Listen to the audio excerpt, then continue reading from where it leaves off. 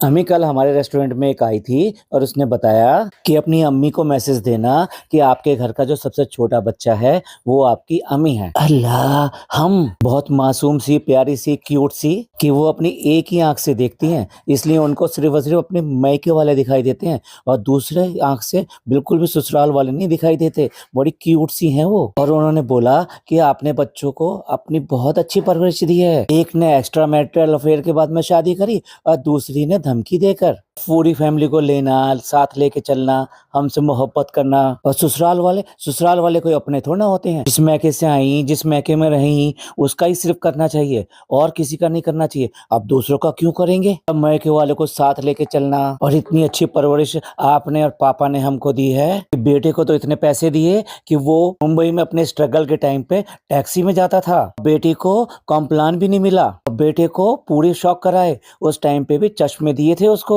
खुद अम्मी भी कट स्लीव वाले कपड़े पहनकर बिना सर को ढके हुए सब जगह घूमती थी। पापा ने पूरा ध्यान रखा हम सबका। दुपट्टा मांग के ओढ़ते थे तो क्या हुआ? और जब भाभी की तबीयत खराब हुई तो उन्होंने रो रो के तहज्जुद की नमाजें पढ़ी। उसी भाभी ने अपने पुराने टूटे फूटे 4 जोड़े सिर्फ झुमकी गिव अवे में दिए। उसकी जान से भी कभी कुछ नहीं छूटा। बस उसके लिए आप दुआएं कीजिए और वो कुछ नहीं करेगी। और ये है इन लोगों की असलियत। लोग इनसे इतना प्यार करते हैं कि प्रॉब्लम में देख के नमाजें पढ़ते हैं, दुआएं मांगते हैं। ऐसा कोई भी नहीं होगा शायद जब मैडम की इस तरह की हालत हुई थी तो किसी ने दुआएं नहीं मांगी होंगी मैडम के लिए। पर जैसे ही इनका बुरा वक्त निकल जाता है वैसे ही तुम कौन और हम कौन। फिर मैडम का अलग तरह का गाना चलता है। एक तरफ से चलता है touch me touch me touch me, दूसरी तरफ चलता है don't touch me don't touch me. Thing explain करने की जरूरत नहीं है। जब जरूरत होती है तो मैडम किसी के साथ भी गले लगने में इन्हें कोई दिक्कत नहीं होती। लेकिन कोई अगर इनकी हेल्प करने के लिए थोड़ा सा आगे बढ़ता है तो उसकी नीयत पे इतने बड़े सवाल खड़े कर दिए जाते हैं और तब वो नामहरम वाली चीज सामने आ जाती है। जैसे आपने देखा होगा ना, डब्बा को परहेज है और ना ही मैडम को। पर डब्बा तो और ज्यादा खुश रहती है जब ज्यादा ही जेंट्स खड़े हों, जब इसके यार दोस्त ज्यादा खड़े हों। और कम फनी भी नहीं है भाई। फनी की तो बस बाँछें खिल जाती हैं। आपने देखा ही होगा रेस्टोरेंट की ओपनिंग पर भी भाई और भी तो बहुत सारे लोग आए होंगे, पर वो किसके साथ फोटो खिंचवा रहा था, कितनी फोटो खिंचवा रहा था, कितनी खुशी होकर फोटो खिंचवा रहा था। एक इनकी सब्सक्राइबर है या कौन है जिसको वो गाड़ी में लेके आ रहा था, भैया कितना ब्लश कर रहा था जब उसको गाड़ी में लेकर आ रहा था। तो ये पूरी की पूरी असलियत बयान करता है इन लोगों की। लोग हैं कि इनके साथ में बेपनाह प्यार करते हैं, पर वो शायद इनका असली चेहरा उतने अच्छी तरीके से नहीं जानते। यही वजह है कि उन लोगों ने जो है तहज्जुद की नमाज पढ़ी, रो रो के पढ़ी। भाई मैं मानता हूँ मानवता अपनी जगह है और वो करना भी चाहिए। और मैं पहले ही कह चुका हूँ, हम लोगों ने या जितने भी लोग थे सबने मैडम के लिए दुआएं करी। लेकिन आप ही बताइए उसके बाद में इन लोगों ने इन लोगों के लिए क्या किया? मैडम के ही व्लॉग के नीचे, जनाब के व्लॉग के नीचे न जाने कितने लोग अपनी मदद मांगते हुए दिखाई देते हैं। और वो मदद ऐसे नहीं मांगते कि वो 1 लाख 2 लाख रुपए या बहुत ज्यादा पैसे मांग रहे हो। भाई आप एक लिमिट में सबकी मदद कर सकते हैं, मतलब जितने की कर सकते हैं। इस्लाम भी इस बात को कहता है कि अपना जितना भी आपको कमाई है, जितनी संपत्ति है, उसके हिसाब से 2.5% आपको ज़कात साल में देनी चाहिए। अब जो भी लोग हैं वो समझ गए होंगे कि इसके हिसाब से इनको कितना पैसा अपना निकाल देना चाहिए, क्योंकि आज की डेट में ऐसा कोई नहीं है जिनको ये अंदाजा ना हो कि इनकी कमाइयाँ कितनी ज्यादा होती हैं। मतलब मैडम जो है सबसे ज्यादा मतलब नीचे हैं, क्योंकि उनके व्लॉग पे ज्यादा आज की डेट में व्यू भी नहीं आते और उनके ज्यादा व्लॉग भी नहीं आते। और जब जितनी भी मलाई होती है वो तो जनाब खा लेते हैं, तो डेफिनेटली व्यूज भी उन्हीं के आएंगे। और डब्बा इतनी ज्यादा रेगुलर है कि उसके अगर कम भी हो तब भी उसके ज्यादा आने ही आने हैं, क्योंकि नंबर ऑफ व्लॉग्स बहुत ज्यादा है। लेकिन ऐसी परवरिश मिली है, ऐसी परवरिश मिली है कि एक बीमार के नाम पर व्लॉग बनाया जा सकता है, पैसे इकट्ठे किए जा सकते हैं, सिंपैथी ली जा सकती है और व्यूज बढ़ाए जा सकते हैं। लेकिन बेशरम लोग जो वादा किया उसको पूरा नहीं कर सकते। अरे एक व्लॉग से कितनी आमदनी होगी? अगर उसको दे दिया जाता जैसे कहा गया था तो कितना बड़ा इनको नुकसान हो जाता। 10% भी नहीं होता इनको नुकसान। इनकी जो मंथली अर्निंग है उसमें कोई बहुत ज्यादा इजाफा या फर्क नहीं पड़ता। और ये बात कर रही हैं, भाई मैं सलाम करूंगा कि इनकी आंखें कितनी मिची हुई हैं। इनको ये सब नहीं दिखाई देता। जो इनके लिए रो रो के दुआएं मांग रही थी वो बात अलग है, मैं फिर कहूंगा, मैं उसको ऑब्जेक्ट नहीं कर रहा। लेकिन इनके बारे में इस तरह का सोचना कि भैया कैसी परवरिश दी है और इतना अच्छी परवरिश दी है। देख लो सारे के सारे किस्से इनके घर में मौजूद हैं। किस तरह से डब्बा ने शादी करी सबको पता है। आज की डेट में अपने सास ससुर का इसने क्या हाल किया हुआ है, वो क्यों करके इतना इतना रोती है, तो आपको सबको पता ही है। इनकी माँ ने आखिरकार अपनी सास को इस तरह से नालियों में पड़े हुए मरते हुए छोड़ दिया। उसके बाद में उसके मरने पे भी कोई वहां नहीं जा सका। यार कैसे हम अपने खून को इस तरह से छोड़ सकते हैं? ये सब किसकी बदौलत हुआ? ये जिसकी इतनी तारीफ की जा रही कि मासूम सी, क्यूट सी, और जिसने इतनी अच्छी परवरिश दी, इसी ने पूरा का पूरा घर को खराब करके रख दिया। इनके जो अपने कर्म थे, जिसकी वजह से ये दो दो बार भाग के गए और उसकी वजह से ससुराल में प्यार नहीं मिला, तो उसका बदला इस तरीके से चुकाया कि एक एक आदमी से आज तक बदला लिया जा रहा है। वो चाहे इनके बड़े पापा बड़े अम्मी हो, या इनकी दादी हो, या फिर सारी सारी बुआएं हो। अगर ये ऐसे ही होते तो कोई इतनी बड़ी बात नहीं थी कि ये तो है ही खराब।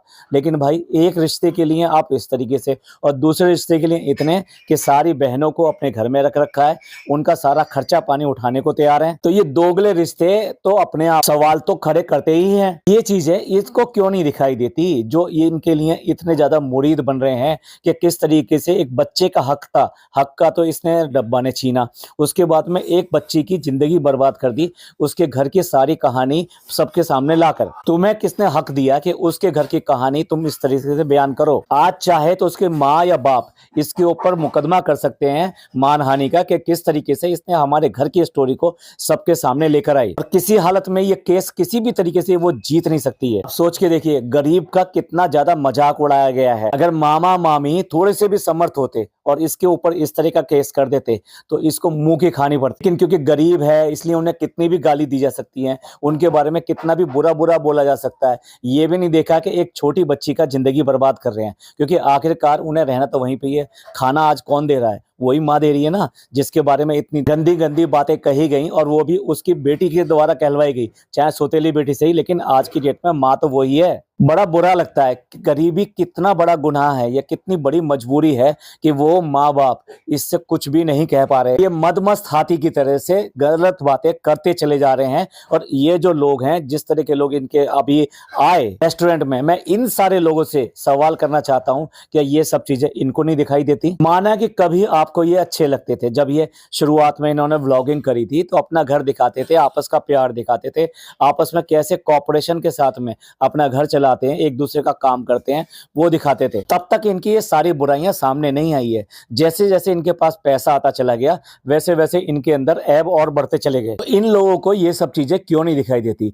कहां से इन्हें अच्छी परवरिश दिखाई दे रही है? कि अच्छी परवरिश वाली लड़कियां इसी तरीके से एक के बाद एक दर्जनों अफेयर करती हैं, और उसके बाद में उन सबके साथ में न्याय नहीं करती। उनके साथ में ये हाल होता है कि एक ही माँ को तो अपनी जान देनी पड़ी, एक ने अपना धर्म भी इसके लिए बदल दिया, उसके बाद में भी उसको भी लात मार दी गई। मुंबई में आने के बाद के किस्से तो सबको पता है। इसी को परवरिश कहती है, जिसने आज की डेट में इसको यहाँ तक लेकर आई, उसको इसने लात मार दिया। ये सबके सामने है, भाभी की बात कर रहा हूँ। इसके बाद में यही लोग आके रिश्तों की दुहाई दे रहे हैं, ये परवरिश की बात करते हैं। भाई ये जो भी है ना, जो इनके सब्सक्राइबर हैं, वो जरा सुन लें, मेरा पॉडकास्ट सुन लें, और जो रिएक्शन चैनल वाले इनके बारे में बताते हैं वो जरा खुद परख लें। अगर उन्हें सही लगता है तो उनकी आंखें खुल जाएंगी। ये जो क्यूट सी अम्मा बता रहे हैं, इन क्यूट सी अम्मा का ही ये सब कुछ किया हुआ है। ये उनकी परवरिश का नतीजा है, उनके किए गए कांड हैं जो घर के अंदर आज की डेट में गुनाह की तरह बन गए हैं। ये अपनी माँ को पूछती हैं। देख रहे हो आप, जब लोग बाग ट्रोल करते हैं, जब लोग बाग बोलते हैं, तब ये उनको वहां से उठा के लेकर आते हैं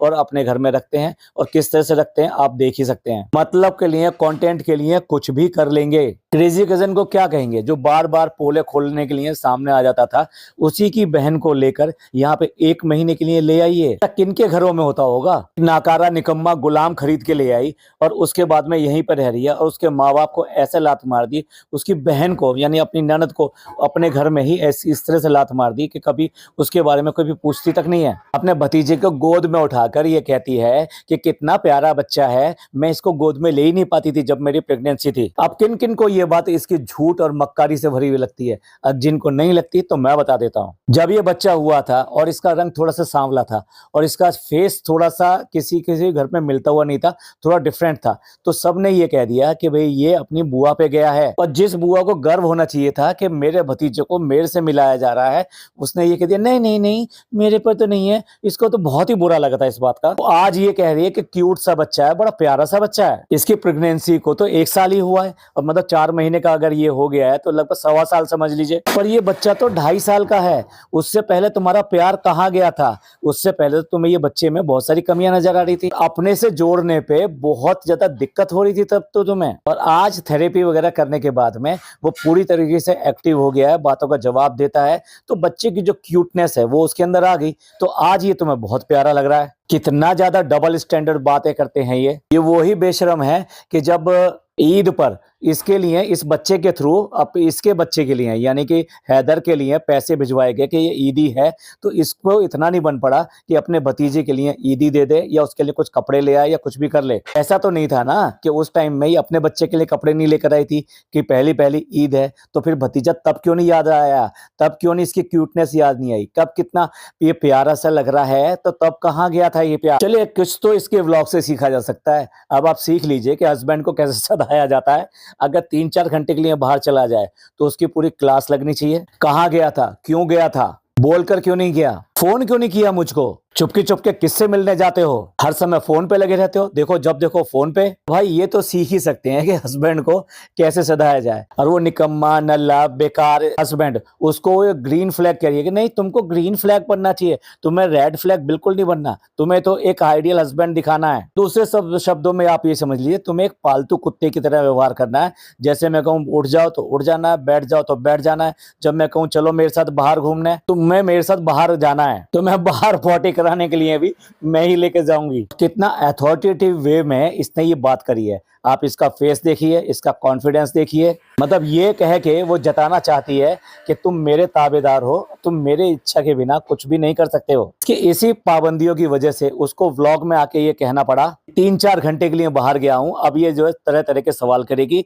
और इसके बाद में अगर इसका इस तरह का फोन आता है, मैं बाहर जाता हूं, तो मैं इसका फोन नहीं उठाऊंगा। भाई समझ लीजिए ये थोड़ी सी कश्मकश है। इन दोनों के बीच में भी एक आंधी आई हुई है कि कौन किसको कितना ज्यादा अथॉरिटेटिवली कमांड कर सकता है। अब उसका सेटलमेंट होना बाकी है। मतलब जब थोड़ी सी धूल छट जाएंगी, नीचे बैठ जाएंगी, तब सेटलमेंट इनका हो जाएगा कि कितना इसको लिबर्टी चाहिए और कितना उसको कमांड चाहिए। ये समझ लीजिए कि अगर कुछ लोग जो मजाक में सही ये कह रहे हैं कि भाई ये एनिवर्सरी से अगली एनिवर्सरी तक क्या होने वाला है, वो डैश डैश डैश बोल रहे हैं, ऐसा कुछ भी नहीं होने वाला। ना ये इसको छोड़ सकती है और ना वो ही इसको छोड़ेगा। रीजन आपको पता ही है, इसको एक गुलाम चाहिए जो हर समय इसके पीछे पीछे दुम हिलाता रहे और बिल्कुल भी चू ना करे। और उसके लिए ऐसा आदमी होना जरूरी है जो निकम्मा नाकारा हो, जिसमें अपनी कुछ काबिलियत ना हो। और भाई इसी वजह से तो उसने इसके साथ शादी करी है। और उसको एक ऐसी बीवी चाहिए थी जो पैसे वाली हो और जिसके लिए कोई भी कुछ करना ना पड़े और आराम से वो उसके पैसों पे अपना अधिकार जता सके और अपनी फैमिली की गरीबी या जो भी कहिए प्रॉब्लम्स को सॉल्व कर सके और अपना रुतबा दिखा सके। देखो देखो मैं कितना बड़ा हूँ। याद कीजिए अब से 2 साल पहले तक के व्लॉग, इसकी ड्रेस हमेशा कुर्ता पजामा रहती थी, इसके अलावा ये कोई कपड़ा नहीं पहनता था। आज इसको कुर्ता पजामा सिर्फ नमाज के अलावा आपको कभी देखने को नहीं मिलेगा। इवन देन जितने भी ओकेशन होते थे उन पर भी वो कुर्ता पजामा ही बनवाता था और कुर्ता पजामा ही पहनता था। और अब इसका ट्रांसफॉर्मेशन ऐसा हो गया है कि सब ब्रांडेड चीजें चाहिए इसको, और सारी T shirt, trousers, coat set, महंगे महंगे शूज, चश्मा, मोबाइल, और वो भी आईफोन 17। इसका लालच तो हर बात में टपकता हुआ दिखाई देता है। जैसे ही आईफोन दिया गया पिज्जा को, तो तब कहता है पिज्जा के अभी हमें भी आईफोन नहीं मिला है और इसको आईफोन मिल गया है। तब इसने क्लियर कट बोला था आईफोन 17, हालांकि वो आईफोन 17 नहीं था। दूसरा लालच आपने देख ही लिया, जो लंबा एपिसोड चल रहा है इनका गिफ्ट वाला। आप सोचिए एक आदमी को अपनी साली और जो मतलब साला है, छोटे हैं, बच्चे हैं, उनसे गिफ्ट क्यों चाहिए? इनफैक्ट वो अपने छोटी छोटी चीजें भी अगर दे देते हैं तो वो भी अपने आप में बहुत क्यूट लगता है कि यार इन बच्चों ने इतना सोचा, अपने पॉकेट से ये सब चीजें ये करके आए। नहीं, उसको गुस्सा कहीं और निकालना था और गुस्सा किसी और पे निकाल लिया। ना सास ने कोई गिफ्ट दिया, ये तो ड्रामेबाजी है कि चलो मैं उसके लिए टी शर्ट मंगा देती हूँ, मैं जा नहीं सकती। किस किस को लगता है कि ये इनका जो बहाना है ये जेन्युइन है कि मैं तो अकेले बाहर जा नहीं सकती, इसलिए जो है अपने दामाद के लिए, दामाद जी के लिए, समझ गए ना, दामाद जी के लिए टी शर्ट या कोई भी चीज नहीं लेके आ सकती। सकती। अगर आज दोनों बच्चों को भेजकर टी-शर्टें मंगवाई जा सकती थी, तो वो पहले भी मंगवाई जा सकती थी। और भैया किस बात की सास, तुम्हें तो ये सब प्री प्लान करना चाहिए था भाई। जो घर के जो बड़े होते हैं, वो हमेशा इस बात को ध्यान रखते हैं कि कब लड़की घर में आने वाली है, तो उसके लिए क्या-क्या मंगा के रखना चाहिए, कौन-सा मेहमान आने वाला है, तो उसके लिए क्या देने के लिए क्या देना पड़ेगा, वो इंतज़ाम करके रखें। किसकी शादी आने वाली है, तो किस तरह के कपड़े अपने घर के लिए और देने के लिए लेके रखने हैं। और ये सास है भैया, ये तो आराम से बैठी रहती है, इसे तो दे दो सब कुछ। अब जब ये बवाल इसने खड़ा कर दिया, तो दोनों बच्चे भेजे गए हैं और उनके लिए टी-शर्ट मंगवाए गए हैं। ये कोरा इसका बहाना है, ये काम इसका पहले भी हो सकता था। अगर इसने पहले से नहीं सोचा, तो कम से कम तब तो सोच सकती थी कि हाँ भी एनिवर्सरी है, जाओ बच्चों जाके जरा इनके लिए कुछ ले आओ। उसके ऊपर भी डब्बा ने जिस तरह से उसकी बेइज्जती कर दी कि हम पैसे देते हैं इन्हें, अरे बदले में तो 25% जो अपना शेयर है वो इनको क्यों नहीं दे देती। जब इनको व्लॉग में लेती है, लगातार व्लॉग में ले देती है, पहले दिन से लेके आज तक अगर इन 3 लोगों को निकाल दिया जाए तो इसके व्लॉग कोई भी नहीं देखेगा। तो क्या फैमिली के अंदर, ये कहते हैं ना भाई फैमिली है कोई बात नहीं, व्लॉग में आ गई तो इसमें कौन सी ऐसी बड़ी बात होगी। तो फैमिली की जरूरतों को कोई और बाहर का देखने आएगा, फैमिली वाले लोग ही तो देखेंगे। तो फिर क्यों नहीं देखती है ये, उसको इतना एहसान क्यों जता रही है। अपने माँ बाप को पैसे दिए, जो माँ बाप अपनी जिंदगी दे देते हैं बच्चों को, वो बच्चे बड़े होकर ये कह रहे हैं कि हम अपने माँ बाप को पैसे देते हैं। भिखारी समझ रखा है, नौकर समझ रखा है, गुलाम समझ रखा है कि इनको हम तनख्वाह देते हैं, इसलिए ये लोग अब हमारे साथ काम करते हैं। तो भैया जितनी भी जो इसकी फैन है, डब्बा की फैन है, तो वो तो जो ना ग्रीन टैग से ही शादी करना, रेड टैग से शादी मत करना। उसके लिए आपको एक निकम्मा नाकारा एक आदमी देखना पड़ेगा, तो हर समय दुम हिलाता रहे और पीछे पीछे चलता रहे। वो कहने को आदमी होना चाहिए, लेकिन उसके गुण कुत्ते से मिलते हुए होने चाहिए। और अगर थोड़े थोड़े घोड़े से मिलते हुए हो तो और भी ज्यादा अच्छा है, तो हाथी से मिलते हुए बिल्कुल भी ना हो। चलिए कोई तो बात इसने अच्छी सिखा दी आपको भाई, इसको धन्यवाद कहना मत भूलना। इसके व्लॉग में इस तरह के आने चाहिए कमेंट कि तुमने बहुत ही अच्छा बताया कि कैसा हस्बैंड होना चाहिए और हस्बैंड को कैसे रखना चाहिए। अब बात करते हैं ग्रीडी और लालची गोटकू की, जिसने पूरा पूरा ड्रामा रच रखा है। अब भैया उसको खुश करने के लिए और उसकी ईगो को शांत करने के लिए और उसको ये बताने के लिए कि नहीं तेरे लिए हम कुछ सोचते हैं, तो अल्लाह की कसम देकर उसको ये कहा गया आंखें बंद कर लो। यार कितनी अकल है इस लालची आदमी में, अपनी टी-शर्ट अपनी आंखों तक ले जाके, मतलब छोटे बच्चों को मात कर दिया। मुझे देखकर बहुत ही हंसी आई, अपनी आंखें बंद कर रहा है। उसी तरीके से छोटा बच्चा समझ के डब्बा ये कह रही है नहीं नहीं नहीं देखो बेईमानी मत करना, आंखें मत खोलना। बच्चों ने सारा ने मिलकर उसको कितना उल्लू खींचा। इसके सामने एक रेड कलर का बॉक्स ला के रख दिया गया। भाई इस लालची आदमी की आंखें कितनी खुल गई, इतना खुश हो गया। बेशरम आदमी ये नहीं समझ रहा कि ये सब करते हुए वो इतना लालची दिखाई दे रहा है कि हर एक किसी को लग रहा है कि इसको लेने की कितनी ज्यादा है। वाकई में इसका ये हाल बना दिया गया है कि आज की डेट में ये पैसे के लिए कुछ भी करने को तैयार है। अब आप सोच के देखिए, इसके पास इतने ही पैसे थे वाकई में जो कि फूल का गुलदस्ता ला सके, और इसने ये बात बोली भी। यही वजह है कि गिफ्ट देखते इसकी आंखें ऐसे फट गई, जैसे कितना बड़ा गिफ्ट आया इसके लिए। अच्छा आप लोग गैस करके बताओ इसने क्या सोचा होगा कि इतने बड़े गिफ्ट में उसके लिए क्या आया है और कितना खुश हुआ है ये। प्लीज और कोई कमेंट करें ना करें, ये जरूर बताएं कि इसने क्या सोचा होगा लाल रंग का इतना बड़ा बॉक्स देख के लिए कि मेरे लिए क्या बड़ा सामान आया है। सास ने भी कितना बेइज्जती वाला कमेंट किया, नाम बड़े और दर्शन छोटे। तो कहाँ इसको कहाँ शर्म आई होगी इन सब चीजों से, इसका दिमाग तो इसी में है कि क्या आया है। और उसके बाद में जब वो उस बैग को खींचता है, पिज़्ज़ा कहती है नहीं नहीं नहीं इसे पलटाना मत ना। इस लालची आदमी ने फिर दोबारा अपना गुस्सा दिखाया, अगर इसमें नहीं निकला ना फिर देखना ये निकला वो निकला। यार तू अपनी हर बात से लालची साबित हो रहा है और कुत्ते की तरह जबान निकाल के लपलपाता हुआ दिखाई दे रहा है। इस आदमी को कोई भी अपनी इज्जत का ख्याल नहीं रहा है। क्या इसके दोस्त देख रहे होंगे, क्या लोग देख रहे होंगे, समझ में नहीं आता क्या लोगों को। और भाई ये डिब्बे नहीं खोल रहा, डिब्बे के ऊपर कवर नहीं खोल रहा, एक एक करके उसके इज्जत की जो छिलके हैं वो उतरते चले जा रहे हैं, इज्जत बाहर आती चली जा रही है उसकी। डब्बा भी कमेंट कर देती है, देखो हैदर कैसे देख रहा है सिर्फ बाबा को, बाबा की कितनी बेइज्जती हो रही है, देख ले देख ले। फाइनली उसको हेम्पर हाथ में आ ही जाता है और तब जाके उसके हाथ में एक कस्टमाइज गिफ्ट नजर आता है जिसपे सब पर उसका नाम लिखा हुआ है।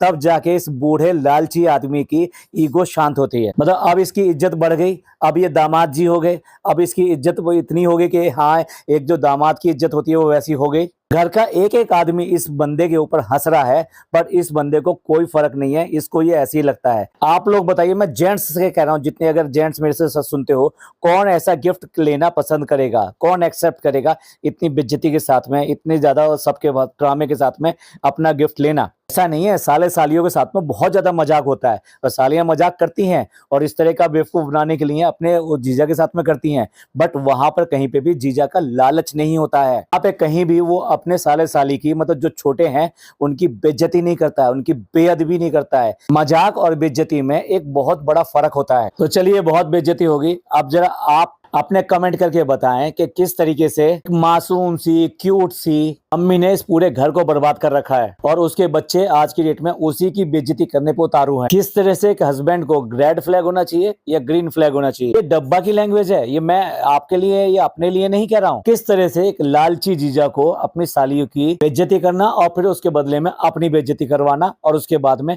गिफ्ट वसूल करना, ये वसूली है, ये गिफ्ट नहीं है। तो वो होता है कि जो अपने प्यार से अपने तरीके से दिया जाए। प्लीज कमेंट करके जरूर बताइएगा। ये पॉडकास्ट आपको अच्छा लगा हो तो प्लीज लाइक कीजिए, सब्सक्राइब कीजिए, शेयर कीजिए। थैंक यू, धन्यवाद, शुक्रिया।